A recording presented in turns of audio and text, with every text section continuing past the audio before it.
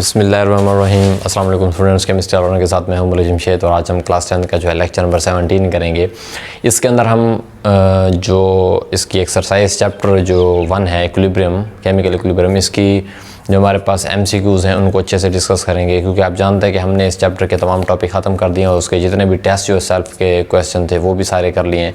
तो आज हमारा जो एक्सरसाइज की तरफ जो है कदम है, तो इंशाल्लाह हम इसको मुकम्मल करेंगे। हमारा जो MCQs करने का मकसद होगा स्टूडेंट्स, वो हम सिर्फ टिक नहीं करेंगे। मैंने इस वजह से आपके लिए आपको अच्छे से समझाने के लिए मैंने इनको पहले से लिख रखा है। मैं एक MCQs आपको यहाँ पर कराऊंगा, आपको ये भी बताऊंगा कि इसका दुरुस्त जवाब कौन सा है और उसके साथ साथ ये भी बताऊंगा कि इसका ये जवाब क्यों है, उसके पीछे का लॉजिक क्या है, उसका कंसेप्ट क्या है, वो सारी बातें हम पढ़ेंगे। तो स्टूडेंट्स, इनको कंसेप्ट से पढ़ने से आपको किसी भी तरह का कोई भी अगर MCQ पूछा जाए तो आप सारे जवाब दे सकते हैं। तो स्टूडेंट्स, अब हम क्या करते हैं, जल्दी से इसको शुरू करते हैं। तो स्टूडेंट, हमारे पास सबसे जो पहला MCQs है उसको हम डिस्कस करते हैं। लेकिन एक बात मैं पहले बता दूं कि हम जो भी MCQs पढ़ेंगे आपने उसकी स्टेटमेंट को बहुत अच्छे से और गौर के साथ पढ़ना है, क्योंकि अगर आप गौर से पढ़ेंगे तो आपके 50% जो आंसर होता है वो वहीं से ही आपको क्लियर हो जाता है कि ये कहना क्या चाह रहा है। तो स्टूडेंट, हम बगैर वक्त के ज़िया के इसको जल्दी से शुरू करते हैं। तो पहला हमारे पास क्या है, इसका जो MCQs है, द कैरेक्टरिस्टिक्स, खसूसियात कौन सी है, द रिवर्सिबल रिएक्शन, इसको थोड़ा नोट करेंगे। आपको इरिवर्सिबल की बात नहीं है कि कैरेक्टरिस्टिक्स बतानी है किसकी, रिवर्सिबल रिएक्शन की, ऑफ द फॉलोइंग एक्सेप्ट का मतलब है मा सिवाय। यानी कि यहाँ हमारे पास जो MCQs होगा, अभी मैंने पढ़ा नहीं है, ठीक है, तो इस MCQs में ये होगा कि वो ये कहना चाह रहे हैं कि जो रिवर्सिबल रिएक्शन है उसकी खसूसियात होती हैं। वो हम पीछे टॉपिक्स में भी पढ़ चुके हैं, मैंने आपको पढ़ाया था, आपको अच्छे से समझ होगी। वो कहते हैं उन खसूसियात वो नीचे दी गई हैं, उनमें से कौन सी नहीं है। सिंपल, एक्सेप्ट का मतलब है मासिव है, वो कौन सी ऐसी खसूसियात है जो इनके अंदर क्या है, मौजूद नहीं है। तो सिंपल हमने क्या करना है, इन 4 MCQs को देखना है और जो हमने रिवर्सिबल रिएक्शन और केमिकल इक्विलिब्रियम के चैप्टर में पढ़ा है उनमें से ये देखना है कि कौन सी बात गलत है। सिंपल, एक्सेप्ट मीन कौन सी बात गलत है जो इसमें नहीं है। तो स्टूडेंट्स, हमारे पास अगर आप गौर से देखें, इनमें से ना एलिमिनेट करना है आपने, एलिमिनेशन का प्रोसेस जो जितने कम करते जाएंगे उतनी आसानी हो जाएगी। तो इसमें से मैं पहले इस B को देख लेता हूँ, ठीक है, कि ये है कि दे नेवर कंप्लीट। देखो, रिवर्सिबल रिएक्शन के बारे में ये बात सच है कि वो कंप्लीट नहीं होते। वो कंप्लीट क्यों नहीं होते कि आपको पता है कि जब भी फॉर एग्जांपल A और B मिलकर C और D बना रहे होते हैं तो वो फॉरवर्ड में भी जा रहा होता है, रिवर्स में भी आ रहा होता है। ये हम टेस्ट योरसेल्फ में भी डिस्कस कर चुके हैं, क्योंकि वो प्रोडक्ट दोबारा से रिएक्टेंट बनाना शुरू कर देते हैं। और कंप्लीट रिएक्शन वो वाला होता है जिसके सारे रिएक्टेंट प्रोडक्ट में तब्दील हो जाएँ और फिर प्रोडक्ट दोबारा कन्वर्ट ना हो, तो वो वाला रिएक्शन क्या होता है, कंप्लीट। तो रिवर्सिबल में तो ये वापस आ रहे हो, जिसका मतलब है रिवर्सिबल रिएक्शन कभी कंप्लीट नहीं होते। तो ये बात इनकी ठीक है कि दे नेवर कंप्लीट, लेकिन हमने रिवर्सिबल की खसूसियात नहीं बतानी बल्कि वो बतानी कि जो गलत है। इसका मतलब वो ये MCQs तो उसकी खसूसियात में आता है, तो ये जवाब तो हो ही नहीं सकता, इसको आप कट कर दें। तो बाकी बच गए ये 3, ठीक है। अच्छा, उसमें से देखें, दे प्रोसीड इन बोथ वेज, ये बात भी ठीक है। ये रिएक्शन फॉरवर्ड में भी जा रहे होते हैं, रिवर्स में भी आ रहे होते हैं। इसका मतलब है ये भी आपके पास ठीक है। ये क्रॉस में इस वजह से लगा रहा हूँ कि ये इनकी खसूसियात में आते हैं, लेकिन हमसे वो पूछा जो उसकी खसूसियात में नहीं आता। चौथा जवाब कौन सा स्टूडेंट हो, they have the double arrow. और ये हकीकत है, देखें, इनको आप रिएक्टेंट और प्रोडक्ट के दरमियान किस एरो से शो करते हैं, डबल एरो। तो ये भी ठीक है। इसका मतलब है ये भी उसके जवाब में नहीं आएगा। बाकी एक बचता है, वो कौन सा है कि products never recombine to form the reactants. और ये बात इंतहाई गलत है, 100% गलत है। क्यों? क्योंकि आपने पढ़ रखा है रिवर्सिबल रिएक्शन में रिएक्टेंट मिलके प्रोडक्ट बनाते हैं और फिर प्रोडक्ट दोबारा आपस में मिलकर क्या बनाते हैं, रिएक्टेंट। तभी तो इसको बोलते हैं ये रिवर्स हो रहा होता है, रिवर्सिबल रिएक्शन है। तो ये बात तो बहुत ही ज़्यादा गलत है कि प्रोडक्ट्स नेवर रिकम्बाइन, प्रोडक्ट्स दोबारा मिलते नहीं है कि रिएक्टेंट बने। तो हमारे पास इसको जो है पहले MCQ का आंसर कौन सा है, ये वाला है। क्यों? क्योंकि ये वाली खसूसियात रिवर्सिबल रिएक्शन की नहीं होती। तो इस तरीके से आपने जो भी MCQs हो ना, उसके स्टेटमेंट को समझें, उसके पॉइंट्स को देखें, वो आपसे पूछ क्या रहा है, और एक एक को एलिमिनेट करते हैं तो आपको उसका आंसर मिल जाएगा। अच्छा, उसमें समझिए। सेकंड हमारे पास है in the lime kiln. Lime kiln का ये मतलब होता है, आपके पास सिंपल मैं ना ऐसे भट्टी को ले लेता हूँ, ठीक है, मतलब सिंपल, जिसके अंदर ना हम किसी भी चीज़ को ना भट्टी के अंदर गर्म करेंगे, ठीक है। रिएक्शन एक हो रहा है, कौन सा, कैल्शियम कार्बोनेट, ये ना जो पत्थर नहीं होता आपके पास, बजरी जिसको बोल देते पत्थर, मार्बल, ठीक है, ये चूने का पत्थर जो CaCO3, उसे आप यहाँ पर क्या करते हो, ले लेते हो, ये आपके पास यहाँ पर पड़ा है। अच्छा, ऐसे ये तो मैं जनरली बता रहा हूँ, लाइम की भट्टी में इसको क्या करते हैं, बहुत ज़्यादा क्या करते हैं, हम गर्म करते हैं, क्या करते हैं, बहुत ज़्यादा गर्म करते हैं। जो ही गर्म करेंगे तो ये वाला कैल्शियम कार्बोनेट, इसी को हम क्या बोलते हैं, CaCO3, इसे गर्म करेंगे, ये टूटेगा, टूट कर ये आपके पास यहाँ पर बना देगा CaO, ठीक है, और CO2, कैल्शियम ऑक्साइड बना देगा आपके पास, और साथ में क्या बना देता है, कार्बन डाइऑक्साइड बना देता है। अब ये तो आपके पास थोड़ा जो है सॉलिड फॉर्म में होता है, और CO2 ये कौन सा होता है, गैस की फॉर्म में होता है, बात को समझिएगा। अब अगर मैंने आपको ये पढ़ाया था रिवर्सिबल रिएक्शन के एग्जांपल में, अगर ये ऊपर से ओपन होगा तो गैस यहाँ से बाहर निकल जाएगी, अगर ये बंद होगा तो ये गैस बाहर नहीं निकलेगी। लेकिन आप ज़रा खुद समझिए, लाइम किल्न के अंदर क्या हो रहा है, लाइम किल्न भट्टी के अंदर जो गर्म किया जाता है, सारी बात है, वो ओपन होता है, क्या होता है, ओपन होता है। क्यों? क्योंकि जलने का अमल किसकी मौजूदगी में होता है, ऑक्सीजन की मौजूदगी में, और इसको ओपन रखना चाहिए। इसी वजह से जब इसको गर्म किया जाता है तो इसका मतलब है इसकी जो लाइम किल्न भट्टी है, इसका जो ऊपर वाला जो वेसल का जो अपर जो कवर है वो नहीं होता इसके ऊपर, ये ओपन होता है, ओपन जो है माउथ होता है इसका। तो हम क्या करेंगे, जो ही इसको हीट करेंगे, कैल्शियम कार्बोनेट CaO और CO2 में चला जाता है, और हमें ये कहते हैं कि बताइए ये वाला रिएक्शन कंप्लीट हो जाता है। बात को समझिएगा, ये वाला रिएक्शन क्या हो जाता है, कंप्लीट हो जाता है। और कंप्लीट का लफ्ज़ का क्या मतलब होता है, इसका मतलब है कि जितने भी आपके पास रिएक्टेंट से वो किस में कन्वर्ट हो गए, वो प्रोडक्ट्स के अंदर कन्वर्ट हो गए। इसका मतलब है जो रिएक्शन सारे रिएक्टेंट प्रोडक्ट के अंदर कन्वर्ट हो जाएं तो वो कंप्लीट रिएक्शन होता है। तो इसका मतलब है ये सारा कैल्शियम ऑक्साइड जिसे हमने गर्म किया था वो कैल्शियम ऑक्साइड और CO2 में कन्वर्ट हो चुका है। इसका मतलब है ये रिएक्शन क्या है, कंप्लीट है। ठीक है, तो हमसे ये पूछ रहे हैं कि ये वाला रिएक्शन एक तो कंप्लीट है तो कैसे है, और दूसरा अगर है तो क्यों है, मेन इसकी वजह क्यों है। तो पहली बात हमसे ये पूछ रहे हैं कि भाईजान ये वाला रिएक्शन कंप्लीट कैसे है, कि ये वाले रिएक्टेंट सारे प्रोडक्ट में हो गए तब्दील। हमें बताओ कि ये रिवर्सिबल क्यों नहीं है, मतलब इनकम्प्लीट क्यों नहीं है। तो देखो पहली वजह हमें वो ये बता रहे हैं, शायद कि वो कंप्लीट इस वजह से हुआ कि टेम्परेचर आपने भट्टी में ज़्यादा दिया था, शायद इस वजह से था। नहीं,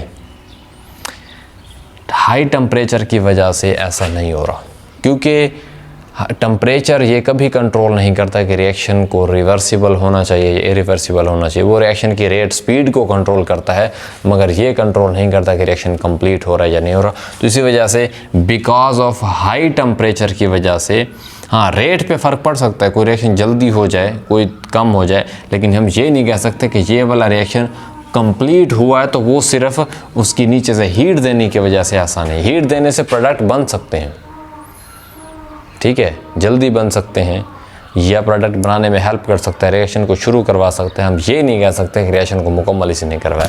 तो दिस इज़ रॉन्ग आंसर। ये हमारे पास हाई टेम्परेचर की वजह से ऐसा कोई सीन नहीं है। ठीक है, दूसरा, calcium oxide is more stable then CaCO3। ये भी गलत बात है। देखो स्टेबल चीज़ खुद ब खुद ही कन्वर्ट हो जाती है, समझ आ रही है। एक रिएक्शन इक्विलिब्रियम के ऊपर कब जाता है, जब रेट ऑफ फॉरवर्ड रिवर्स बराबर होता है। वो रिएक्शन क्यों ऐसा करना चाहता है, क्योंकि वो स्टेबल होना चाहता है। आप जैसे पढ़ रहे हो, क्यों पढ़ रहे हो, ताकि आप पढ़कर शऊर हासिल करेंगे, उस शऊर को इस्तेमाल करके आप कोई ना कोई जो है अपनी लाइफ को अच्छे से गुजार पाएंगे। अच्छी फाइनेंशियली भी अच्छी आपकी लाइफ होगी, फिज़िकली भी, और हर लिहाज से आप जो है अपनी हेल्थ का भी ख्याल रख पाएंगे। तो मतलब बहुत सारे फ़वायद हैं जिनको आप देख कर क्या कर रहे हो, एजुकेशन हासिल कर रहे हो। तो आप सिंपल क्या होना चाह रहे हो, स्टेबल होना चाह रहे हो। देखिए अगर कैल्शियम ऑक्साइड होता स्टेबल और ये लेस स्टेबल होता तो ये नेचुरली बात है कि चीज़ वो खुद ब खुद कन्वर्ट हो जाती, आपको फिर भट्टी में जाकर गर्म करने की ज़रूरत ना होती। फिर कैल्शियम कार्बोनेट खुद ब खुद किस में कन्वर्ट हो जाता, कैल्शियम ऑक्साइड में। ज़रा समझिए, नेचुरली जब कोई चीज़ स्टेबल होना चाहती है तो वो क्या होता है, खुद ब खुद उसमें कन्वर्ट हो जाता, आपको इंतहाई ज़्यादा भट्टी के अंदर टेम्परेचर जो है करने की ज़रूरत ना होती। समझ आ रही है? तो इसी वजह से ये आपके पास क्या होता है, ये बात जो है गलत है कि कैल्शियम ऑक्साइड ज़्यादा स्टेबल है कैल्शियम CaCO3 से। अगर ऐसी बात होती तो आपको भट्टी में से ज़्यादा टेम्परेचर, हाई टेम्परेचर, भट्टी में बहुत ज़्यादा, इतना ज़्यादा हाई टेम्परेचर देने की आपको ज़रूरत नहीं थी। So this is totally wrong. उसके बाद हमारे पास कौन सा स्टूडेंट ये है कि CO एस्केप्स इमीडिएटली, इसको हम अभी डिस्कस करते हैं। पहले हम वो डिस्कस कर लेते हैं जो इससे मिलते जुलते हैं। और हमारे पास कौन सा, calcium oxide is not dissociated, ये भी बात गलत है। कैसे? देखो स्टूडेंट्स, अगर ये वेसल ओपन होगा तो ये CaCO3 बाहर निकल जाएगी। अगर ये बाहर है, क्योंकि इसका रिवर्सिबल रिएक्शन ऐसे है, इस रिएक्शन को समझिए, CaO + CO2। अगर आपका बीकर बंद है, ऊपर इसके अंदर आप चूने को गर्म करते हो, ऊपर से ये बंद है, तो CO2 भी इधर रहेगी और CaO भी इधर रहेगा, और ये कैल्शियम कार्बोनेट यहाँ पर क्या है, वो भी यहाँ पर इसके अंदर होगा। तो ये टूट कर आपके पास ये बनाएगा और वो थोड़ी देर के बाद मिलकर ये दोबारा वापस बना देंगे। ये तो तब पॉसिबल है ना जब ये ऊपर से क्या होगा, क्लोज होगा, इसका माउथ क्लोज होगा, क्योंकि कार्बन डाइऑक्साइड गैस है वो बाहर निकल कर चली जाएगी। अगर ये बाहर निकल कर चली जाएगी तो फिर ये दोबारा आपस में नहीं मिलेंगे। अगर ये आपस में नहीं मिलेंगे तो दोबारा से हमें कैल्शियम कार्बोनेट नहीं मिलेगा। तो समझिए इस बात को, ये रिवर्सिबल रिएक्शन तब हो सकता है जब CO2 बाहर ना जाने पाए, वो उसके अंदर क्लोज रहे। इसका मतलब है जब आपके पास इसी सेम रिएक्शन का आप चाहे हीट भी करो, अगर ऊपर से माउथ इसका क्लोज होगा, ठीक है, क्लोज होगा, और आप इसको नीचे से क्या करते हो, गर्म करते हो, तो आपके पास ये वाले प्रोडक्ट बनेंगे। फिर यही, क्योंकि CO2 बाहर नहीं जा पाती, ये इसके साथ मिलकर दोबारा से ये बनाना शुरू कर देता है। तो अगर आपके पास ये वाला माउथ ओपन होगा, जैसे कि भट्टी के अंदर होता है, ओपन होता है, तो ये रिएक्शन सिर्फ फॉरवर्ड की तरफ जाएगा। क्यों? क्योंकि जब इन दोनों ने वापस मिलके ये बनाना है, तो ये तो यहाँ से ओपन था, ये तो भागकर बाहर एटमॉस्फेयर में, हवा में चले जाती है। तो इस कैल्शियम ऑक्साइड के साथ ये CO2 मिलेगी तो दोबारा से वापस ये बनेगा ना, ठीक है। तो वो यहाँ पर ये कहना चाह रहा है कि CaO इज़ नॉट डिसोसिएटेड, कि जो कैल्शियम ऑक्साइड है ये असल में ना, ये लाइम के अंदर ये ख़ुद को ना फिर दोबारा से तोड़ नहीं पाता। उसका ये मकसद है, ये ख़ुद को ब्रेक नहीं कर पाता, या ख़ुद को CO2 के साथ मिलकर ये तोड़ नहीं पाता। तो अगर CO2 होगी तो ख़ुद को डिसोसिएट करके ना जो है कैल्शियम ऑक्साइड बनाएगा। तो ये भी गलत है कि शायद ये रिएक्शन इस वजह से कंप्लीट हुआ है कि CaO चाहे CO2 मौजूद भी हो, ठीक है, तो वो उसके साथ रिएक्शन नहीं कर पाता, जिसकी वजह से ये दोबारा से कंप्लीट नहीं होता। तो ये calcium oxide is not dissociated, ये बात भी गलत है, क्योंकि यहाँ ऐसा सीन नहीं है। कैल्शियम ऑक्साइड डिसोसिएट हो सकता है, कैल्शियम ऑक्साइड डिसोसिएट हो सकता है, लेकिन यहाँ वो सीन नहीं है। वो सीन इस वजह से नहीं है कि इसको डिसोसिएट करने वाला भी तो कोई हो ना, कार्बन डाइऑक्साइड होगी तो डिसोसिएट होगा ना, वो टूटेगा, और टूट कर मतलब दूसरा एक मिक्स होंगे, तो ये दोबारा से ये बनाएंगे।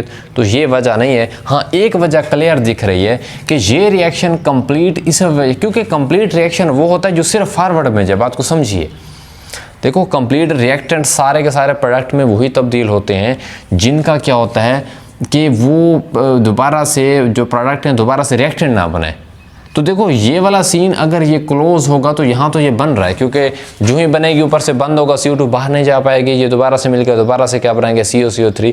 तो ये वाला रिएक्शन कंप्लीट नहीं होगा अगर ये क्लोज होगा, ओपन। और आपको पता है लाइम किल्न के अंदर क्या होता है, ओपन होता है। अगर ओपन होता है इसका मतलब है फिर CO2 बाहर निकल जाती है। अगर CO2 बाहर निकल जाती है तो कैल्शियम ऑक्साइड दोबारा से मिल नहीं पाएगा। इसका मतलब है प्रोडक्ट दोबारा से रिएक्टेंट में तब्दील नहीं हो पाएंगे, और इसी तरह के रिएक्शन को इरिवर्सिबल रिएक्शन बोलते हैं। और इस तरह का रिएक्शन क्या होता है, कंप्लीट होता है, जिसमें प्रोडक्ट दोबारा से रिएक्टेंट ना बना सकें और सारे रिएक्टेंट किस में तब्दील हो जाए, प्रोडक्ट के अंदर। तो इस ऐसे रिएक्शन को क्या बोलते हैं, कंप्लीट रिएक्शन बोलते हैं।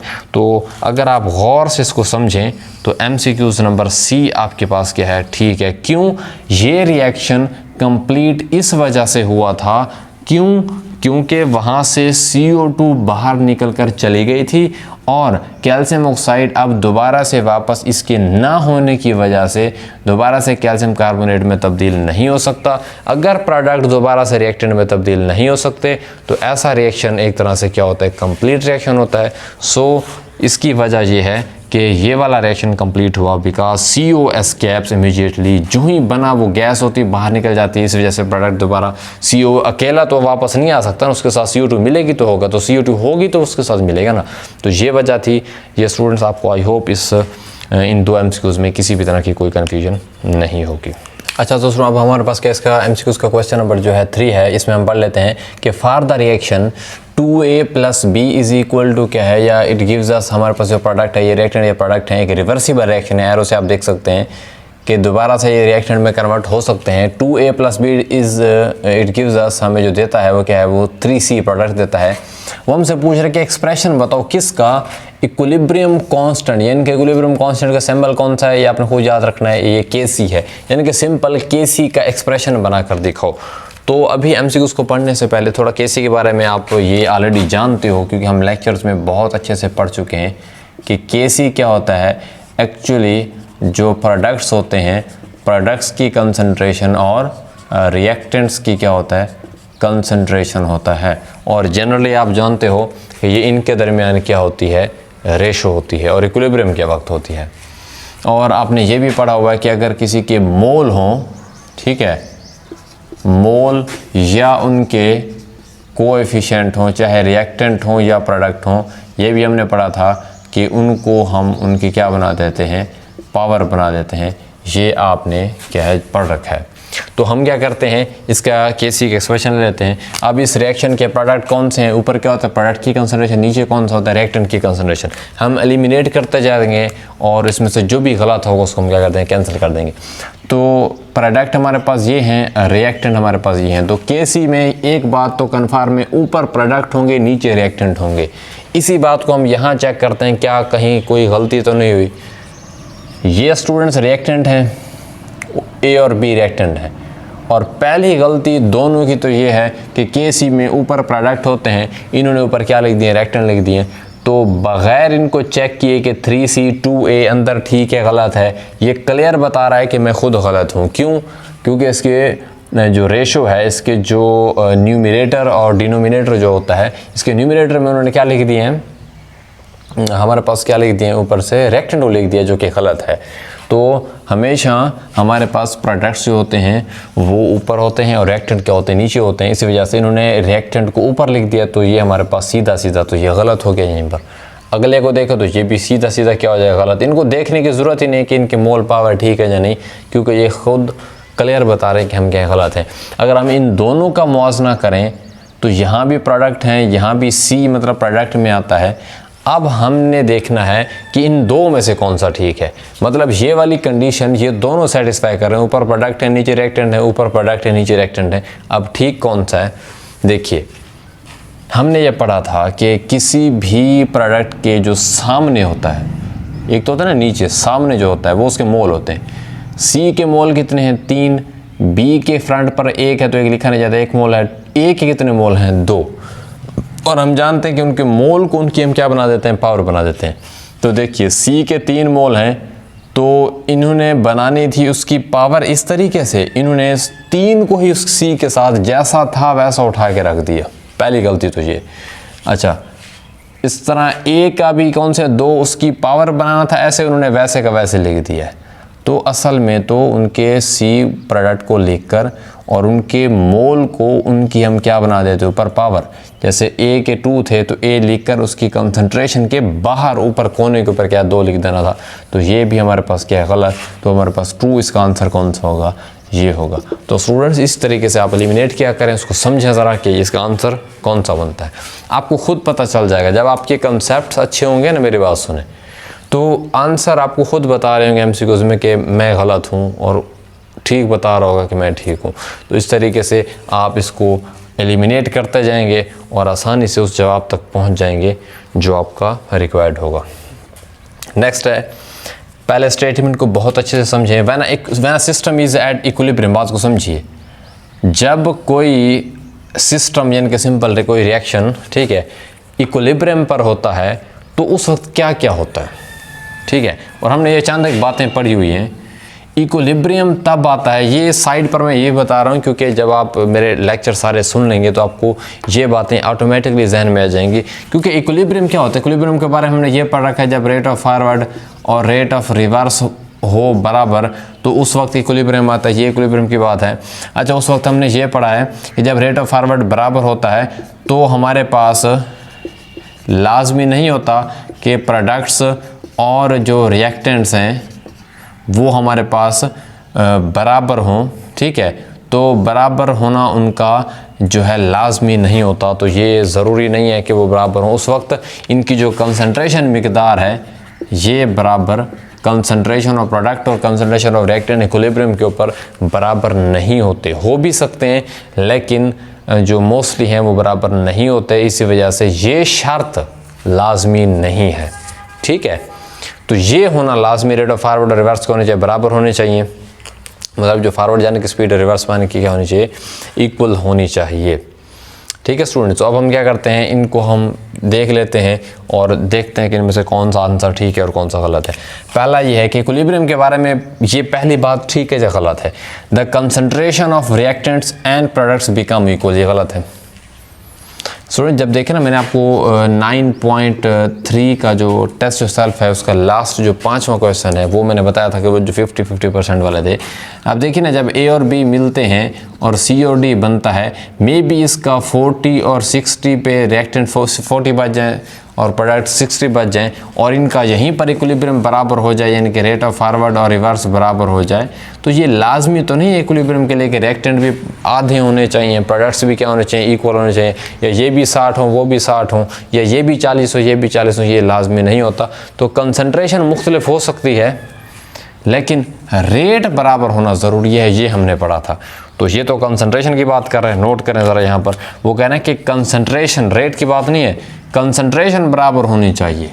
तो ये बात बहुत ही गलत है, रिएक्टेंट और प्रोडक्ट की इक्विलिब्रियम के ऊपर कंसंट्रेशन इक्वल होना लाजमी नहीं होता, ये पहला गलत हो गया। अब बाकी बच गए 3, इन 3 में से देखें, the opposing reaction forward reaction stop, ये तो बहुत गलत है। मतलब ये कहना चाह रहा है कि जब ये बराबर हो जाता है ना तो रिएक्शन को रुक जाता है, तो रिएक्शन रुकता तो नहीं है, वो तो चलता रहता है। हाँ, स्पीड बराबर हो जाती है उनकी, जितना आप फॉरवर्ड में जा रहा है, अगर वो 5 प्रोडक्ट बना तो ये 5 रिएक्टेंट बनाएगा, स्पीड बराबर हो जाती है, जिसको रेट बोलते हैं, रेट या स्पीड बराबर हो जाती है, मगर रिएक्शन रुकता नहीं है, रिएक्शन चलता रहता है। तो ये तो मतलब टोटली रॉन्ग है। ये कहना चाह रहे हैं जो ही इक्वल हो जाता है तो opposing reaction forward reverse stop हो जाता है, तो स्टॉप बिल्कुल नहीं होता, ये यहाँ पर गलत है। Third, the rate of the reverse reaction become low, ये कैसे पॉसिबल है। देखिए, जब हमने पढ़ रखा है कि रेट ऑफ फॉरवर्ड और रिवर्स क्या होते हैं, इक्वल होते हैं तो हमारे पास इक्विलिब्रियम बनता है। तो ये कैसे, मतलब इसका सिंपल ये कहना है कि रेट ऑफ फॉरवर्ड शायद ज़्यादा है और रेट ऑफ रिवर्स कम है, इक्विलिब्रियम के ऊपर ऐसा होता है सीन। यही बता रहे हैं ना कि रेट ऑफ रिवर्स रिएक्शन क्या हो जाता है, थोड़ा कम हो जाता है, और रेट ऑफ फॉरवर्ड क्या हो जाता है, बढ़ जाता है। दूसरा, अगर ये कम होगा तो ऑफकोर्स रेट ऑफ फॉरवर्ड बढ़ेगा, लेकिन इक्विलिब्रियम के ऊपर तो हमने ये तो नहीं पढ़ा, हमने तो ये पढ़ा रेट ऑफ फॉरवर्ड रिवर्स क्या हो जाता है, इक्वल हो जाता है। इसका मतलब है ये बात भी गलत है। तो फिर हमारा फोर्स कौन सा है, द रेट्स, स्पीड की बात हो रही है, rate of forward and reverse reaction becomes equal. देखिए, इन दो को कंपेयर करें, ये जो पहला है और ये है, इन दोनों में फ़र्क है। यहाँ पर वो कह रहे हैं रेट्स इक्वल हो रहे हैं और यहाँ पर कहा था कंसंट्रेशन इक्वल हो रही है। मैंने पहले बोला है कि इक्विलिब्रियम के ऊपर rate of speed, rate of forward और रिवर्स बराबर होते हैं, प्रोडक्ट और रिएक्टेंट की कंसंट्रेशन का बराबर होना ज़रूरी नहीं होता। तो इसका मतलब है रेट तो वाकई बराबर होते हैं, फॉरवर्ड और रिवर्स बराबर होता है तो इक्विलिब्रियम बनता है। तो rate of forward reverse become equal, इसका मतलब है ये वाला हमारे पास क्या है, ठीक है। तो जो राइट आंसर हमारे पास होगा वो यही वाला क्या होगा, डी होगा। आई होप आपको इन दो क्वेश्चन में। अच्छा, तो स्टूडेंट्स अब हमारे पास कौन सा है, क्वेश्चन नंबर 5 है जो कि इसका MCQs है। वो ये कि which one of the following statement is not correct. बात को समझिए कि भाई जान आपने गलत स्टेटमेंट बतानी है। पहली बात तो ये है, ठीक नहीं बतानी। अबाउट एक्टिव मैथ्स, यानी कि वो सिंपल ये कहना चाह रहा है कि एक्टिव मैथ्स के बारे में आप जितना भी जानते हो ना, वो यहाँ पर हम आपको 4 बातें बताएंगे, जिनमें से 3 ठीक होंगी, 1 गलत होगी, क्योंकि एमसीक्यूज़ है। तो आपने ये बतानी है कि इन चारों में से कौन सी 3 बातें ठीक हैं, वो तो अलग है, लेकिन हमें वो बताओ जो गलत बात है। तो एक्टिव मैथ्स के बारे में पढ़ने से पहले मैं आपको, क्योंकि आप अगर मेरे लेक्चर सारे सुन चुके हैं तो आपको यहाँ रिवीजन की ज़रूरत ही नहीं है रिकॉल की, तो मैं आपको सिंपल बता दूँ। एक्टिव मैथ्स के बारे में हमने चंद एक बातें ये पढ़ रखी हैं कि जो एक्टिव मैथ्स होता है, ठीक है, ये वो मैथ्स होता है जो रिएक्शन में हिस्सा लेता है। फॉर एग्जांपल अगर ए और बी आपने लिए थे, रिएक्शन आप करवाते हो, ये भी 50 लिए थे, ये भी 50 लिए थे, तो रिएक्शन में जो हिस्सा लेते हैं, मान लीजिए ए का रिएक्शन में हिस्सा लिया सिर्फ 20 ने, बी का हिस्सा लिया 30 ने, तो ये तो उनका मैथ्स था ना जो टोटल लिया था, और रिएक्शन में हिस्सा लिया सिर्फ 50 में से ए के 20 ने, बी के 50 में से सिर्फ 30 ने, तो ये उनका क्या कहलाता है? Active maths. वो वाला मैथ्स जो किसी भी रिएक्टेंट का किसमें रिएक्शन में हिस्सा लेता है तो क्या कहलाता है? वो उसका एक्टिव मैथ्स कहलाता है, ठीक है। और आपने ये पढ़ रखा है कि जो भी अब ए है, ए को अगर एक्टिव मैथ्स में शो करना चाहते हो तो स्क्वायर ब्रैकेट से आप इनको शो कर देते हो, ये भी आप जो है जान चुके हो। और ये भी जानते हो कि एक्टिव मैथ्स का दूसरा नाम कौन सा होता है? मोलर कंसंट्रेशन है, मोलर कंसंट्रेशन इसको हम बोल देते हैं। और क्यों बोलते हैं ये आपने पढ़ रखा है कि कौन सा यूनिट इसको, मोलैरिटी का यूनिट होता है, ठीक है, मतलब इसको ज़हर करने के लिए मोल पर डेसीमीटर क्यूब, इसी वजह से ये मोलर कंसंट्रेशन कहलाते हैं। ये वो वाली बातें जो एक्टिव मैथ्स के मुतालिक हम जानते हैं। बस ये याद रखना, एक्टिव मैथ्स का मतलब ये हरगिज़ नहीं होता कि जो टोटल मास आपने लिया होता है, ये वो वाला मैथ्स नहीं होता, बल्कि ये वो वाला मैथ्स होता है जो रिएक्शन में रिएक्टेंट का लिए गए मास में से जितना मास हिस्सा लेते हैं उसको हम बोलते हैं एक्टिव मैथ्स। तो याद रखिएगा। तो अब हम जल्दी से क्या करते हैं, इसको डिस्कस करते हैं। कौन सी बात गलत है? पहली बात हम पढ़ लेते हैं कि, और ये भी हमने पढ़ा था, जिसका जितना एक्टिव मैथ्स ज़्यादा होगा ना, उसकी रिएक्शन की स्पीड उतनी ज़्यादा होगी। ऑफ कोर्स एक्टिव मैथ्स में से जितना ज़्यादा एक्टिव होगा, इनएक्टिव मैथ्स का हमने क्या करना है, ठीक है। अगर ये ऐसे होता 50 में से 40 इसका होता, 50 में से 45 इसका होता, तो रिएक्शन और ज़्यादा तेज़ी के साथ होता, ठीक है, बनिस्बत इनके कि इनका सिर्फ 20-30 हिस्सा ले रहा है। तो सिंपल पहला पॉइंट ये है एक्टिव मैथ्स के मुतालिक कि rate of reaction is directly proportional to the active mass. तो ये बात बिल्कुल ठीक है कि जितना डायरेक्टली का मतलब है कि अगर एक चीज़ ज़्यादा तो दूसरी भी ज़्यादा। अगर एक्टिव मैथ्स ज़्यादा होगा किसी रिएक्शन का, तो रेट मतलब सिंपल उसकी स्पीड क्या होगी, उतनी ही ज़्यादा होगी। ये बात तो बिल्कुल ठीक है, लेकिन हमने गलत स्टेटमेंट बतानी है, तो ये एमसीक्यू हमारा यहाँ पर नहीं होगा, इसका जो पहला जवाब है। दूसरा क्या है? Active mass is taken in molar concentration, active mass molar concentration mole per decimetre cube, बिल्कुल ठीक है। तो इसका मतलब है ये भी ठीक जवाब है, लेकिन हमसे गलत स्टेटमेंट पूछिए तो ये भी नहीं होगा। तीसरा, active mass is represented by, ठीक है, रिप्रेजेंटेड बाई, इसको आप किससे शो करते हैं? स्क्वायर ब्रैकेट से, तो वो बिल्कुल ठीक है। हम इसको जो बड़ी ब्रैकेट है स्क्वायर ब्रैकेट उससे शो करते हैं, इसका मतलब ये भी ठीक है, लेकिन हमें तो गलत स्टेटमेंट हमसे पूछी गई है। तो अब हम थर्ड कर लेते हैं, active mass means total mass of substances, जो कि गलत बात है। Active mass is not the total mass of substances reactant के, बल्कि active mass is that mass that take part in a reaction, जो किसी भी रिएक्शन में उस रिएक्टेंट का क्या लेता है, हिस्सा लेता है, वो रिएक्शन को आगे कैरी करवाते उसको चलाता है। तो ये जो टोटल मैस वाली बात कही है ना उसके सब्सटेंसेस की, ये गलत है। तो ये स्टेटमेंट इसकी क्या होगी हमारे मुताबिक, तो ये एक्टिव मैथ्स के मुताबिक गलत है। और क्योंकि हमसे गलत स्टेटमेंट पूछी है, तो इस एमसीक्यू का जो एग्जैक्ट जवाब ठीक होगा वो ये होगा। हाँ, जवाब इसका यही ठीक है, लेकिन ये बात गलत है, ये बात याद रखिएगा। नेक्स्ट हमारे पास एमसीक्यूज़ है, हम टाइम को वेस्ट नहीं करते, तो जल्दी से ये डिस्कस कर लेते हैं क्योंकि वीडियो थोड़ी लंबी हो जाएगी। लेकिन याद रखिए स्टूडेंट्स, वीडियो लंबी हो जाए खैर है, लेकिन अगर एक बार आप सुन लेंगे तो आपको किसी भी तरह की कन्फ्यूजन नहीं होगी। तो कंसेप्ट्स को चलाया करें ताकि आपको किसी भी तरह का लाजमी नहीं ये वाले एमसीक्यूज़ हो, एक्सरसाइज के हट के कोई भी एमसीक्यूज़ देंगे आप आसानी से क्या कर लेंगे, हल कर लेंगे। तो अब केसी के बारे में कुछ इन्फॉर्मेशन आपको दी जा रही है, लेकिन पहले स्टेटमेंट पढ़ लेते हैं कि when the magnitude of KC, अगर केसी बड़ा हो तो क्या होगा। अब ये एमसीक्यूज़ बाद में पढ़ेंगे, लेकिन पहले हम जान लेते हैं कि हमने क्या पढ़ रखा है। हमने ये पढ़ रखा है कि जब केसी हमारे पास लार्ज होता है, बात को समझिएगा, तो हमने ये चंद एक पॉइंट्स पढ़ रखे हैं कि जब केसी लार्ज हो तो रिएक्शन फारवर्ड में जाएगा, रिएक्शन फारवर्ड में जाएगा तो प्रोडक्ट ज़्यादा होंगे। बात को समझिएगा, ये होता है कंसेप्ट, आपके काम आ रहा है। Kc बड़ा तो रिएक्शन फॉरवर्ड में फॉरवर्ड होगा, तो मतलब रिएक्शन आगे की तरफ जाएगा, तो ऑफ कोर्स आगे क्या होते हैं प्रोडक्ट होते हैं, प्रोडक्ट ज़्यादा होंगे। अगर प्रोडक्ट ज़्यादा होंगे तो इसका मतलब है रिएक्टेंट आपके पास ना होने के बराबर होंगे, मतलब होंगे तो बहुत थोड़े होंगे, नेग्लिजिबल होंगे। और इस तरीके से आपके पास रिएक्टेंट नहीं होंगे, प्रोडक्ट ज़्यादा से ज़्यादा होंगे, रिएक्शन फॉरवर्ड में होगा। Kc क्या होगा ये हमने पढ़ रखा है, जो कि किसी भी इक्विलिब्रियम कांस्टेंट की वैल्यू के मुतालिक है। और हमने ये भी पढ़ा हुआ है कि जिसके अगर ये रिएक्शन फॉरवर्ड में जाएगा प्रोडक्ट ज़्यादा से ज़्यादा बनेंगे, तो हमने ये पढ़ा है जिस रिएक्शन के प्रोडक्ट ज़्यादा होते हैं ना, उस रिएक्शन को, मतलब सिंपल, प्रोडक्ट ज़्यादा हैं तो रिएक्शन कंप्लीट कहलाएगा। ठीक है, तो ये चंद एक बातें पता चलें। Kc बड़ा होगा तो रिएक्शन फॉरवर्ड में जाएगा, फॉरवर्ड है तो प्रोडक्ट ज़्यादा बनेंगे, तो प्रोडक्ट बनने को ही तो बोलते हैं हमारा रिएक्शन कंप्लीट है ना। हम किसी रिएक्शन को कंप्लीट तभी तो बोलते हैं जब उसके प्रोडक्ट बने। हमारा मकसद भी तो तब पूरा होगा ना, रिएक्टेंट लेकर उससे हम क्या बने, प्रोडक्ट बने। तो यहाँ भी तो प्रोडक्ट बन रहा है, इसका मतलब रिएक्शन क्या हो रहा है, ऑलमोस्ट कंप्लीट हो रहा है। तो ये चंद एक बातें हैं Kc के मुतालिक कि फॉरवर्ड में प्रोडक्ट बनेंगे, रिएक्टेंट ना होने के बराबर, रिएक्शन क्या होगा, कंप्लीट होगा। ये कंसेप्ट हम पढ़ चुके हैं। अब इसमें से देखते हैं कि कौन सी बात गलत है, कौन सी ठीक है। देखिए, रिएक्शन जब Kc बड़ा होगा, हमें ये कहा गया है कि अब Kc आपके पास क्या, लार्ज है। हाँ जी, तो पहला Kc बड़ा होने से क्या होगा, reaction mixture consist of almost all the products. ये बात ठीक समझ आ रही है कुछ हद तक। ये अभी देखते हैं कि गलत कौन सा है, लेकिन अभी इसे हम क्रॉस नहीं करते, मे बी शायद डबलिंग हो, आगे देख लेते हैं। लेकिन ये बात हमारे मुताबिक ठीक आ रही है कि Kc बड़ा होगा तो प्रोडक्ट्स ही ऑलमोस्ट प्रोडक्ट्स हैं, तो ये बात तो आई थिंक ठीक आ रही है। तो अभी हम इसको रहने देते हैं, क्योंकि याद रखिए टिक कभी नहीं करना आपने जब तक आप चारों को पढ़ नहीं लेते। यही कन्फ्यूजन है, आपको ठीक लग रहा है आप उसे जहन में रखें, फिर आगे चलते हैं। दूसरा, reaction mixture as almost reactant, ये तो बात ही गलत है। Kc हो तो रिएक्टेंट तो ना होने के बराबर है, इसका मतलब है भाईजान ये बी तो गया इस, मतलब कंपटीशन है ना चारों का, बी इस कंपटीशन में से गया, बाकी बच गया 3।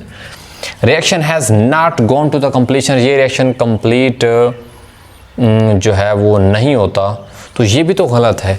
जब Kc बड़ा होगा, रिएक्शन फॉरवर्ड में जाएगा, तो आगे से प्रोडक्ट्स बनेंगे, जो प्रोडक्ट्स बन रहे हैं तो वो रिएक्शन एक तरह से कंप्लीट है। जहाँ प्रोडक्ट बने, मैक्सिमम बने, तो रिएक्शन कंप्लीट ही होता है। याद रखिए, रिएक्टेंट ज़्यादा बने तो रिएक्शन कंप्लीट नहीं होता, क्योंकि कंप्लीट रिएक्शन के निशान यही होता है कि रिएक्टेंट सारे के सारे किस में कन्वर्ट हो जाएं, प्रोडक्ट्स के अंदर, या ऑलमोस्ट प्रोडक्ट में कन्वर्ट हो जाएं। वो कह रहा है रिएक्शन कंप्लीट नहीं होगा, लेकिन वहाँ प्रोडक्ट बन रहा है, इसका मतलब ये गलत कह रहे हैं। ठीक है, बहुत ही गलत कह रहे हैं। तो ये भी इस कंपटीशन में से क्या, अब ए और डी बच गया है। डी क्या कह रहा है, reaction mixer has negligible product, तो बात एक ही है। बस इन दोनों का कहने का अंदाज एक ही है, समझिए ज़रा, अपना दिमाग यूज़ करें। यहाँ वो कह रहे हैं ज़्यादा से ज़्यादा रिएक्टेंट होंगे, अगर ज़्यादा रिएक्टेंट होंगे तो इसका मतलब है ये इसके मुताबिक फिर प्रोडक्ट थोड़े होंगे।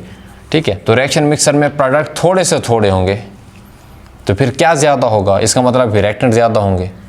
इन दोनों लाइनों का मफहूम एक ही है, समझें। तो प्रोडक्ट कम है तो फिर रिएक्टेंट ज़्यादा होंगे, तो ये भी तो वही कह रहे हैं रिएक्टेंट ज़्यादा होंगे। जब ये गलत है, जब यहाँ बनी प्रोडक्ट ज़्यादा रहे हैं तो प्रोडक्ट कैसे थोड़े होंगे, तो ये भी गलत है।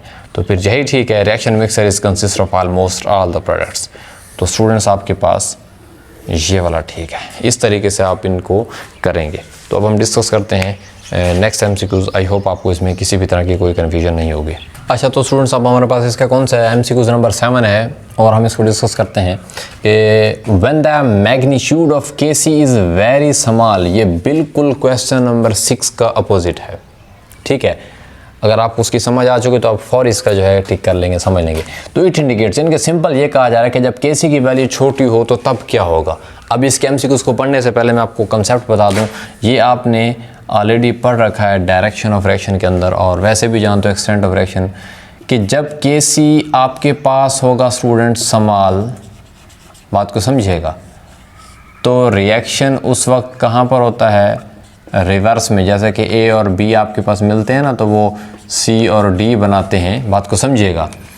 तो अगर Kc छोटा होगा, इसका मतलब रिएक्शन किस में आएगा, रिवर्स में आ रहा होगा, बात को समझिएगा। अगर रिएक्शन रिवर्स में आएगा तो इसका मतलब है क्या बन रहे होंगे, प्रोडक्ट, तो इसका मतलब है सॉरी रिएक्टेंट बन रहे होंगे, प्रोडक्ट से रिएक्टेंट, इसका मतलब है रिएक्शन जो होगा, अगर Kc छोटा होगा तो वहाँ पर रिएक्टेंट्स ही रिएक्टेंट होंगे, और जो प्रोडक्ट्स हैं वो वहाँ पर नेग्लिजिबल होंगे या ना होने के बराबर होंगे। ये बिल्कुल सारी बातें अपोजिट हैं जो कि हम केसी की लार्ज वैल्यू में MCQ नंबर 6 में पढ़ चुके हैं, और ये हमारे पास यहाँ पर है। और अगर हमारे पास बात को समझिए स्टूडेंट्स, रिएक्टेंट ज़्यादा हों, प्रोडक्ट थोड़े हों, तो हम इस रिएक्शन को कंप्लीट कब बोलेंगे? जब सारे रिएक्टेंट किस में कन्वर्ट हो जाएं? प्रोडक्ट के अंदर। तो इसका मतलब है हमारे पास तो सारे रिएक्टेंट बन रहे हैं, इसका मतलब है रिएक्टेंट ही रिएक्टेंट होंगे, प्रोडक्ट क्या होंगे? हैं नहीं या नेग्लिजिबल है, ना होने के बराबर हैं। जब प्रोडक्ट ही नहीं बन रहे तो हम किस बेस पे कहें इस रिएक्शन को कंप्लीट है? तो ये वाला रिएक्शन जो है, ये रिएक्शन इनकम्प्लीट होता है, यानी कि ये वाला रिएक्शन कंप्लीट भी नहीं होगा। Never go to completion. Complete तो तब होगा ना जब प्रोडक्ट्स बनेंगे, यहाँ तो रिएक्टेंट बन रहे हैं। तो ये केसी के मुताबिक अब हम इसके MCQ को देख लेते हैं स्टूडेंट। ये है पहला कि जब केसी छोटा होगा तो आपके पास इक्विलिब्रियम कभी भी एस्टैब्लिश नहीं होगा। एक आपके पास MCQ ये है कि जब आपके पास केसी छोटा होगा तो इक्विलिब्रियम कभी भी एस्टैब्लिश नहीं होगा। ये गलत बात है। कैसे? चाहे बात को समझिएगा स्टूडेंट, आपके पास फॉर एग्जांपल इक्विलिब्रियम 57 पे बनता है, आपकी वैल्यू है मान लीजिए, चाहे वो आपके पास 80 हो वैल्यू या यहाँ से 8 हो। बात को समझिएगा, इक्विलिब्रियम अगर कहाँ पर बन रहा है? 57 के ऊपर। ये केसी की फॉर एग्जांपल अगर वैल्यू है और आपकी वैल्यू निकली है 8, छोटी है, तो भाईजान वो खुद को स्टेबल करने के लिए हम पढ़ चुके हैं, वो 57 की तरफ तो जाएगा ही जाएगा। इक्विलिब्रियम जो है ना, वो उसका मेन मकसद है, वो तो हासिल करेगा ही करेगा। ठीक है, तो ये बात तो बहुत ही मतलब गलत है ना कि इक्विलिब्रियम विल नेवर एस्टैब्लिश, ये तो हो ही नहीं सकता। अच्छा, केसी भी हो, केसी का नाम जब भी है इसका मतलब है रिएक्शन रिवर्सिबल है, तो उसकी अगर केसी की वैल्यू मानते हैं थोड़ी है, लेकिन वो 57 तक लाजमी जाएगी। क्यों? क्योंकि वो बाकी किसी भी हालत में स्टेबल या मुस्तहकम नहीं होता, ख़ुद को बेटर फील नहीं करता जितना इक्विलिब्रियम के ऊपर होता है। तो ये तो बिल्कुल गलत है। चाहे केसी की वैल्यू हाँ अगर बड़ी होती फिर भी वो इक्विलिब्रियम के ऊपर आता, वो फिर कम करके आता, कम हो तो वो बढ़ाकर आपके 57 पर जाएगा, लेकिन इक्विलिब्रियम लाजमी अटेन करेगा, चाहे केसी की बड़ी वैल्यू हो या छोटी वैल्यू, अपने जहन में रखें। ये भी कंसेप्ट है आपके पास। तो इक्विलिब्रियम विल नेवर एस्टैब्लिश, भाईजान ये बात बिल्कुल गलत है। इक्विलिब्रियम एस्टैब्लिश होगा। इसका जो बी है, all the reactants are converted into products. Kc की वैल्यू छोटी, रिएक्शन रिवर्स, तो सारे प्रोडक्ट रिएक्टेंट में कन्वर्ट हो रहे हैं, रिएक्टेंट प्रोडक्ट में कन्वर्ट नहीं हो रहे। तो केसी के अकॉर्डिंग ये वाला कंसेप्ट है। अगर ये आपको कंसेप्ट समझ नहीं है तो आप मेरी जो है इंपॉर्टेंस ऑफ इक्विलिब्रियम कांस्टेंट जो है उस टॉपिक को अच्छे से देखें, जो कि इंपॉर्टेंस ऑफ केसी के ऊपर है, डायरेक्शन ऑफ रिएक्शन भी है उसमें। तो मैं कंसेप्ट यहाँ लिख दिया है, तो ये मैंने बहुत अच्छे से उन वीडियोस में समझाया। तो देखिए, reaction will all the reactants are converted into products, जो कि गलत है। हालांकि यहाँ तो रिएक्टेंट बन रहे हैं, तो ये बात बिल्कुल अपोजिट बताई गई है। हाँ, प्रोडक्ट्स होते तो फिर हम कह देते कि प्रोडक्ट्स रिएक्टेंट में कन्वर्ट हो रहे हैं, लेकिन ये गलत कह रहे हैं। तीसरा, reaction will go to the completion. भाईजान जब बन ही पर रिएक्टेंट रहे हैं तो प्रोडक्ट तो हैं, तो वो कंप्लीट कैसे होगा? ठीक है, और ये कहना रिएक्शन कंप्लीट होगा, कंप्लीशन की तरफ जाएगा, तो ये गलत है। जब बना रिएक्टेंट रहा है तो रिएक्शन कैसे कंप्लीट होगा? तो ये भी गलत है। D, the amount of product is negligible. Of course बिल्कुल ठीक है। रिएक्शन रिवर्स में आ रहा है, प्रोडक्ट कम होते जा रहे हैं, रिएक्टेंट ज़्यादा। Of course reactant he reactant होंगे। केसी जब छोटा होता है रिएक्टेंट ज़्यादा होता है, प्रोडक्ट कम होते हैं, इनके ना होने के बराबर होते हैं। तो ये बात तो बिल्कुल ठीक है। तो यही हमारा इसका आंसर है। तो स्टूडेंट्स इस तरीके से आप करें। अब आपको पता चल रहा होगा कि किसी भी कंसेप्ट की क्या वैल्यू होती है। आपको MCQs जिस तरीके से, जिस भी बुक से, जहाँ से भी दे दें, अगर आपको समझ है ना तो आप उसका जवाब आसानी से दे सकते हैं। वरना अगर मैं रट्टा लगवाना चाहता तो ये वीडियो जो है ना 5 मिनट में ख़त्म कर सकता था, पर नहीं की, ताकि हम समझ किसको पढ़ें। उसके बाद स्टूडेंट्स हमारे पास कौन सा है? Reactions will have a comparable amount of reactants and products at equilibrium state. Equilibrium के ऊपर, बात को समझिएगा, यही स्टेटमेंट से ही कुछ अल्फाज पकड़ लिया करें, आपको पता चल जाता है। यहीं से आपको वो कंफ्यूज कर देता है। अगर आप इस स्टेटमेंट को जल्दी में पढ़कर इन पर आ जाएंगे ना तो आपको इसकी समझ नहीं आएगी। रिएक्शन में कंपेरेबल अमाउंट का ये मतलब है इतनी दोनों की मिकदार रिएक्टेंट और प्रोडक्ट की अमाउंट की जिनका मुआवजना हम कर सकें, जिनके तकरीबन इक्वल हों। ठीक है, जिनका मुआवजना किया जा सके। रिएक्टेंट और प्रोडक्ट इक्विलिब्रियम के ऊपर क्या होता है? कंपेरेबल मतलब दूसरे लफ्ज़ों में इनकी बराबर अमाउंट कब होती है? जब Kc की वैल्यू छोटी हो, अभी मैंने बताया जब Kc की वैल्यू छोटी हो तो हमारे पास क्या होते हैं, रिएक्टेंट रिएक्टेंट होते हैं, प्रोडक्ट ना होने के बराबर होते हैं। तो इसका मतलब है ये बात तो गलत है ना, कंपेरेबल अमाउंट, मतलब दूसरे लफ्ज़ों में रिएक्टेंट और प्रोडक्ट का कहना चाह रहे हैं कि ये इक्वल होंगे एक तरह से। इस पूरी कंफ्यूजिंग लाइन कंपेरेबल अमाउंट का मतलब ये है कि रिएक्टेंट और प्रोडक्ट इक्वल होंगे इक्विलिब्रियम स्टेट के ऊपर।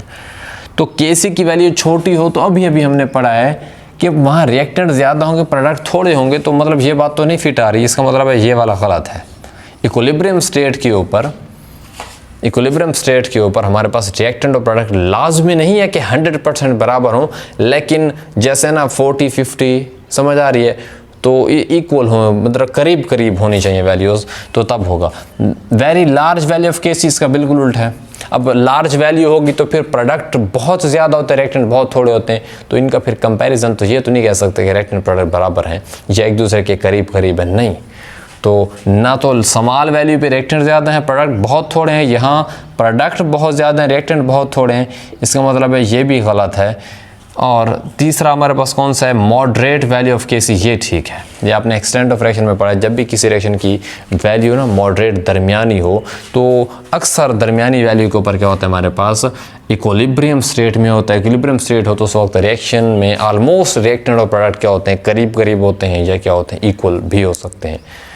तो ये जो, और नन ऑफ दीज का तो ये है ही गलत, क्योंकि नन ऑफ दीज में तो ये फिर तीनों गलत होते, लेकिन ये बात हमें ठीक लग रही है और है भी यही।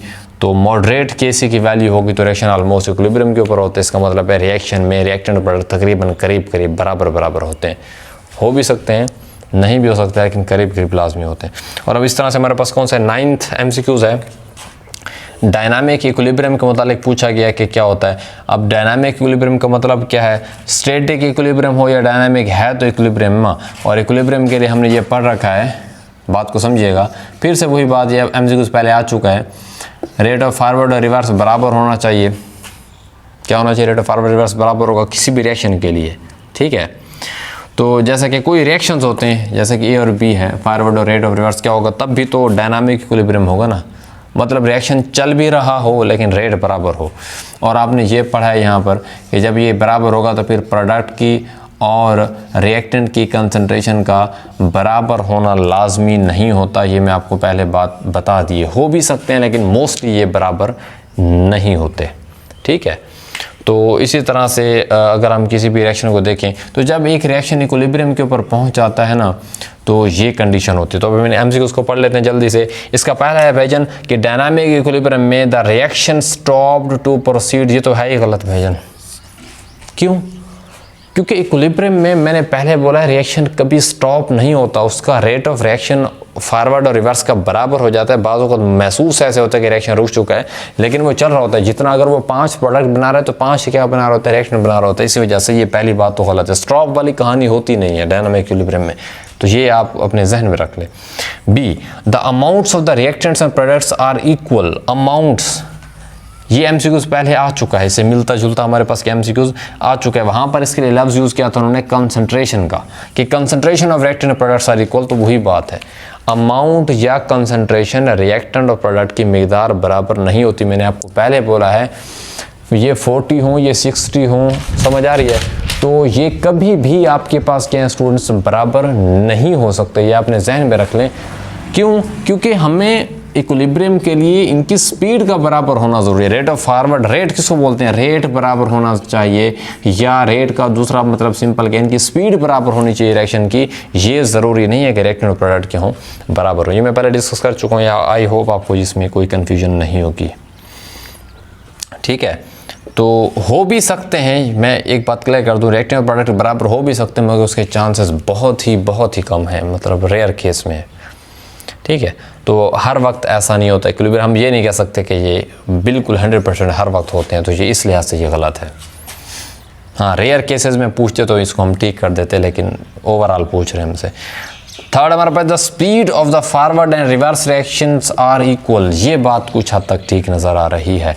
रेट पहले रेट कहा था, अब स्पीड बोल रहे हैं, तो दोनों में कोई फ़र्क नहीं है। रेट भी वही बात है, स्पीड भी वही है, और वही भी इसी के बारे में कहने हैं कि रेट ऑफ फॉरवर्ड रिवर्स बराबर है। तो speed of forward and reverse reaction are equal. इसका मतलब है ये हमारे पास ठीक लग रहा है, लेकिन मैंने पहले बोले से टिक नहीं करना। पहले आप डी को देखें, डी क्या कह रहा है, the reaction can be reverse. Reaction कैसे रिवर्स हो सकता है? जब रिएक्शन इक्विलिब्रियम के ऊपर हो तो वो चाहेगा कि अपने रेट को कभी बढ़ा दे, ठीक है, रिवर्स को कभी कम कर दे। तो ये रिवर्स करने वाली बात है ना, फॉरवर्ड बढ़ा देना, रिवर्स कम कर देना, या रिवर्स ज़्यादा कर देना, फॉरवर्ड कम कर देना। इसका मतलब है इस हालत से किसी और हालत में ले जाना। तो याद रखना, रिएक्शन इक्विलिब्रियम में रहना पसंद करता है, वो किसी और हालत में नहीं जाता, क्योंकि उस हालत में स्टेबल होता है। तो ये बात तो बिल्कुल गलत है कि रिएक्शन रिवर्स कर लेगा खुद को या चेंज कर लेगा, ऐसा नहीं है। इसका मतलब है ये वाली बात डायनामिक इक्विलिब्रियम के मुताबिक ठीक है। जो कंसेप्ट हमारे पास है ये उसके ऊपर बिल्कुल 100% क्या आ रही है, फिट आ रही है कि रेट ऑफ फॉरवर्ड और रिवर्स रिएक्शन या speed of forward and reverse reaction should be equal. अच्छा, तो स्टूडेंट्स अब हमारे पास कौन सा है, इसका MCQ नंबर 10 है, वो ये है कि इन इर्रिवर्सिबल रिएक्शन, बात को समझिएगा, यहीं पर ही बात समझ आ जाती है। इन इर्रिवर्सिबल मतलब ऐसा रिएक्शन जो रिवर्स नहीं हो सकता, जिसके प्रोडक्ट्स दोबारा से रिएक्टेंट नहीं बनेंगे। डायनामिक इक्विलिब्रियम, ठीक है, एक इर्रिवर्सिबल रिएक्शन का ताल्लुक किसके साथ बता रहे हैं, डायनामिक इक्विलिब्रियम के साथ। तो पहले आपको कुछ बातें यहाँ पर क्लियर कर दूँ मैं। स्टूडेंट्स, जो इर्रिवर्सिबल रिएक्शन है ये हमने स्टार्ट में ही पढ़ लिया था कि रिएक्शन की कुछ टाइप्स होती हैं, ठीक है। एक रिवर्सिबल और इर्रिवर्सिबल रिएक्शन, इस पर मैंने कंप्लीट एक वीडियो बनाई है, अगर आपने वीडियो नहीं देखी तो आप प्लेलिस्ट में देख लें, difference between reversible and irreversible reaction. तो लेकिन अभी आप यहाँ पर सिंपल ये जाने, इर्रिवर्सिबल रिएक्शन का एक क्लियर कट पॉइंट ये था कि ये रिएक्शन जब भी फॉर एग्जांपल ए और बी फॉर एग्जांपल रिएक्टेंट मिलते हैं और सी और डी प्रोडक्ट बनाते हैं, तो इनकी सिर्फ एक ही डायरेक्शन होती है, फॉरवर्ड में जाते हैं। इनका रिवर्स में आने का कोई सीन होता ही नहीं। जब ना ये रिवर्स में आएंगे, जिनका हो ही सिर्फ रेट ऑफ फॉरवर्ड, रिवर्स होगा तो उनका रेट ऑफ फॉरवर्ड और रेट ऑफ रिवर्स बराबर होगा। अगर वो बराबर होगा तो तब जाकर कोई इक्विलिब्रियम बनेगा, चाहे वो डायनामिक हो या कुछ और हो। तो इक्विलिब्रियम बनने के लिए तो दोनों अपोजिट रिएक्शन का होना ज़रूरी है, तो वो इसके अंदर तो बिल्कुल है नहीं। तो याद रखिए, एक क्लियर कट पॉइंट है, जब ये वाली सिचुएशन ही नहीं है तो इक्विलिब्रियम का सिंपल बता दूं, इक्विलिब्रियम का इर्रिवर्सिबल रिएक्शन के साथ कोई लेना देना होते ही नहीं है। ये सोच रहे ज़रा, there is no link between irreversible reaction and equilibrium. Irreversible reaction में कभी इक्विलिब्रियम हो ही नहीं सकता, ये अटल बात है। अब आप ज़रा ये सोचिए, अब हमने इरिवर्सिबल रिएक्शन और डायनामिक इक्विलिब्रियम का ताल्लुक जहन में रखकर इनमें से बात ढूंढनी है कि कौन सी बात ठीक है। पहली बात तो ये है कि इरिवर्सिबल रिएक्शन में डायनामिक इक्विलिब्रियम नेवर एस्टैब्लिशेस। ये बात हमें ठीक लग रही है, लेकिन अभी हम टिक नहीं करेंगे कि ये कह रहा है कि इरिवर्सिबल रिएक्शन में कभी इक्विलिब्रियम नहीं बनता। ये बिल्कुल ठीक है, या एस्टैब्लिश नहीं होता। क्यों? क्योंकि ना रेट ऑफ फॉरवर्ड रिवर्स बराबर होते हैं। तो पहली बात ये है, ठीक लग रही है, लेकिन टिक कभी हम नहीं करेंगे, पहले बाकी पढ़ लेते हैं। Establish before the formation of completion. भाईजान, जब इक्विलिब्रियम ना रेट ऑफ फॉरवर्ड रिवर्स जब बनते ही नहीं है, जिसमें हमने ये पढ़ लिया कि इक्विलिब्रियम का कोई ताल्लुक ही नहीं है, तो फिर पहले बनना या बाद में बनने वाली तो कहानी होगी नहीं उसमें। जब इक्विलिब्रियम है नहीं तो फिर बनेगा कब? Establish after the completion of reaction, ये बिल भी गलत है। जब बनेगा ही नहीं फिर पहले और बाद वाली तो कोई कहानी का वजह नहीं बनती। एस्टैब्लिश रेडली, ये भी गलत है। भाईजान, जब इक्विलिब्रियम बनते ही नहीं है, ना पहले बनेगा ना बाद में बनेगा ना जल्दी से बनेगा, रेडली मतलब तेज़ी के साथ बनेगा, ऐसा बिल्कुल नहीं है। तो एक ही बात यही ठीक है कि नेवर एस्टैब्लिशेस, बात ही ख़त्म, ठीक है। अच्छा, अब हमारे पास 11वां MCQs है। A reverse reaction is one that, मतलब रिवर्स रिएक्शन कौन सा है उसके मुताबिक यहाँ पर बातें बताई गई हैं। इनमें से 3 गलत होंगी, 1 ठीक होंगी। तो हम जो जानते हैं वो हमने ये जाना हुआ है कि रिवर्स रिएक्शन क्या होता है। जैसे कि फॉर एग्जांपल ए और बी मिलकर सी और डी बनाते हैं, तो ये रिएक्टेंट होते हैं, ये प्रोडक्ट होते हैं। फॉरवर्ड हमारे पास रेट ऑफ फॉरवर्ड ऐसे RF से और वापसी रिवर्स RR से मैं शो कर रहा हूँ, ठीक है। तो जो फॉरवर्ड में जाता है रिएक्टेंट मिलते हैं, प्रोडक्ट बनाते हैं, और वापसी रिवर्स के ऊपर हमारे पास प्रोडक्ट मिलते हैं और क्या बनाते हैं, रिएक्टेंट बनाते हैं। जो फॉरवर्ड होता है वो लेफ़्ट टू कहाँ पर होता है, राइट होता है, और जो रिवर्स होता है वो राइट टू कहाँ पर होता है, लेफ़्ट की तरफ होता है, ठीक है स्टूडेंट्स। तो हमसे फॉरवर्ड का नहीं पूछा, हमसे पूछ रहे हैं रिवर्स रिएक्शन क्या होता है। बात को समझिए, रिवर्स रिएक्शन वो वाला रिएक्शन होता है which proceeds from left to right. ये गलत बात है, हालांकि जो रिवर्स वापसी के ऊपर होता है ये देखें राइट से लेफ्ट है, और ये उल्ट बता रहे हैं लेफ्ट टू राइट। इसका मतलब है ये वाला एमसीक्यू हमारे पास गलत है। अगर राइट टू लेफ्ट कहते तो ठीक था, तो ये गलत हो गया। इसमें से हमने सॉरी ये देखना है कि 3 गलत हैं, एक ठीक होगा। कौन सा? अब दूसरे को पढ़ लेते हैं। In which reactants react to form the products. भैया गलत है। वापसी के ऊपर प्रोडक्ट रिएक्ट करके रिएक्टेंट बनाते हैं, वो तो फॉरवर्ड में होता है ना, रिएक्टेंट मिल के प्रोडक्ट बनाते हैं। तो हमसे सिर्फ रिवर्स की बात हो रही है। और वापसी के ऊपर जो कि राइट टू लेफ्ट होता है उसमें प्रोडक्ट आपस में मिलकर रिएक्टेंट बनाते हैं या प्रोडक्ट रिएक्ट करते हैं, लेकिन ये उल्ट कह रहे हैं। इसमें कह रहे हैं कि reactants react to form product, जो कि गलत है। हाँ, products react to form reactant होता तो फिर ठीक था। Next C, which slows down gradually. देखो ना, शुरू में अगर आपके पास रिएक्टेंट 100 थे, ये प्रोडक्ट 0 थे, ये 80 होंगे, ये 20 होंगे, ये 60 होंगे, ये 40 होंगे, ये 40 होंगे, ये 60 होंगे, फ़र्ज़ कर लेते हैं। देखिए, जहाँ कंसंट्रेशन ज़्यादा होगी उसका रेट ज़्यादा होगा। यहाँ 100 है, वहाँ कुछ भी नहीं है, तो रेट फॉरवर्ड जाने की स्पीड बहुत ज़्यादा। अब यहाँ 80 है या 20 है, यहाँ जितनी स्पीड यहाँ पर थी ना फॉरवर्ड की, यहाँ थोड़ी कम हो जाएगी। यहाँ अब ये 20 बन चुके हैं तो रिवर्स की थोड़ी सी स्पीड शुरू हो जाएगी। जहाँ कंसंट्रेशन ज़्यादा होगी वहाँ स्पीड ज़्यादा होगी। अब ये कंसंट्रेशन बढ़ रही है, इसका मतलब है वापसी की स्पीड बढ़ रही है। अगर ये कंसंट्रेशन कम हो रही है, इसका मतलब है फॉरवर्ड की स्पीड क्या हो रही है? कम हो रही है। तो देखिए, शुरू में फॉरवर्ड ज़्यादा होता है क्योंकि उस वक्त बड़े ही रिएक्टेंट होते हैं, प्रोडक्ट ना होने के बराबर होते हैं, क्योंकि फिर प्रोडक्ट बढ़ते चले जाते हैं, इस वजह से प्रोडक्ट ज़्यादा होते चले जाते हैं और उनकी स्पीड भी क्या होती है? बढ़ती चली जाती है। इसका मतलब है जो हमें सिर्फ रिवर्स की बात हो रही है, रिवर्स शुरू में स्लो होते हैं, लेकिन देखो आहिस्ता आहिस्ता कंसंट्रेशन भी बढ़ रही है और इनकी स्पीड भी क्या होगी? आहिस्ता आहिस्ता बढ़ती है। तो रिवर्स की आहिस्ता आहिस्ता बढ़ती है और फॉरवर्ड की क्योंकि ये कंसंट्रेशन कम हो रही है, इस वजह से आहिस्ता आहिस्ता इनकी स्पीड कम होती है। तो हमें रिवर्स रिएक्शन से लेना देना है। इनकी स्पीड वक्त के साथ साथ ग्रेजुअली वो बढ़ती है क्योंकि इनकी कंसंट्रेशन बढ़ रही होती है। तो इसका यह मतलब है विच स्लोज डाउन ग्रेजुअली, ये गलत है। इनकी स्पीड कंसंट्रेशन बढ़ने से आहिस्ता आहिस्ता बढ़ रही है और ये कह रहे हैं स्लोज डाउन ग्रेजुअली, ये गलत है। डी, विच स्पीड्स अप ग्रेजुअली, ये बात ठीक है। रिवर्स रिएक्शन की स्पीड कंसंट्रेशन क्योंकि बढ़ती है, आहिस्ता आहिस्ता उसकी स्पीड क्या होती है? बढ़ती चली जाती है। एक ऐसा टाइम आता है कि रेट ऑफ फॉरवर्ड और रेट ऑफ रिवर्स क्योंकि ये बराबर करना होता है, इसी वजह से ये बात हमारे पास ठीक है कि रेट ऑफ फॉरवर्ड और रिवर्स रिएक्शन में जो रिवर्स रिएक्शन है उसमें वो स्पीड सब क्या होती है? उसकी स्पीड ऐसा सब बढ़ती चली जाती है। हमारे पास एमसीक्यू नंबर 12 है। इसमें यह बताया गया कि नाइट्रोजन और हाइड्रोजन आपस में रिएक्ट करके क्या बनाते हैं? अमोनिया बनाते हैं, जो कि रिएक्शन है N2+3H2 gives us 2NH3। What will be present in the equilibrium mixture. देखो ना स्टूडेंट्स, आपके पास हो बीकर, इस बीकर में मिले नाइट्रोजन और 3H2 मिलकर क्या बनाए? 2NH3। बात को समझिएगा, 2NH3। मानते हैं शुरू में रिएक्टेंट क्या होते हैं? ज़्यादा होते हैं, जैसे कि 100 फर्ज कर लें, अमोनिया 0 होता है। लेकिन इक्विलिब्रियम जब रेट ऑफ फॉरवर्ड और रिवर्स इस रिएक्शन का बराबर होगा तो तब हमें पता है, क्योंकि इक्विलिब्रियम के वक्त मुनासिब मिकदार में प्रोडक्ट भी होते हैं, मुनासिब मिकदार में क्या होता है? रिएक्टेंट भी मौजूद होते हैं। तो उसको बोलते हैं इक्विलिब्रियम मिक्सचर। जब रेट ऑफ फॉरवर्ड और रिवर्स इस रिएक्शन का बराबर हो जाएगा तो उसको बोलते हैं इक्विलिब्रियम मिक्सचर। इस बीकर के अंदर रिएक्शन होगा उसको क्या बोलते हैं? Equilibrium mixture. हमसे ये पूछ रहे हैं कि भाईजान उस इक्विलिब्रियम मिक्सचर के ऊपर उस रिएक्शन मिक्सचर के अंदर या उस बीकर के अंदर क्या क्या मौजूद होगा। तो देखिए ज़रा कॉमन सेंस आप यूज़ करें। जब इक्विलिब्रियम होगा तो रिएक्टेंट और प्रोडक्ट ऑफ कोर्स दोनों होंगे तो उनका रेट ऑफ फॉरवर्ड बराबर होगा ना। फॉरवर्ड जो है वो रिएक्टेंट जा रहे होंगे, रिवर्स में क्या होंगे? प्रोडक्ट आ रहे होंगे। तो सिर्फ अमोनिया तो नहीं होगा ना यहाँ पर, यहाँ अमोनिया भी होगा, हाइड्रोजन भी होगा, नाइट्रोजन भी होगा। हमसे यही पूछा कि वहाँ पर क्या क्या मौजूद होगा। अगर हम ये कहें कि इस पूरे रिएक्शन में अमोनिया मौजूद है तो ये गलत बात है। अगर हम ये कहें कि इस रिएक्शन में सिर्फ नाइट्रोजन और हाइड्रोजन है और रिएक्शन भी इक्विलिब्रियम में है तो ये तो गलत होगा ना। सिर्फ रिएक्टेंट कैसे इक्विलिब्रियम बनाते हैं? तो वहाँ पर यह बात भी गलत है कि नाइट्रोजन और हाइड्रोजन मौजूद हैं। सिर्फ हाइड्रोजन मौजूद है, ये तो बहुत ही गलत है ना।